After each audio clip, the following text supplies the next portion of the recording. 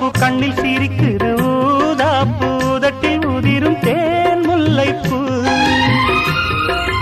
அஞ்சி ஒதுங்குது மாறாப்பு இன்னும் எதுக்கிந்த வீராப்பு அணைக்கு சிவக்கும் ஆவாரப்பூ.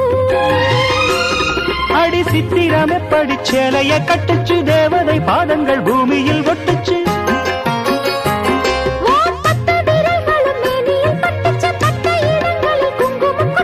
நித்தம் இரவினில் வித்தை படிக்கையில் ரசிச்சு பழகும் அழகு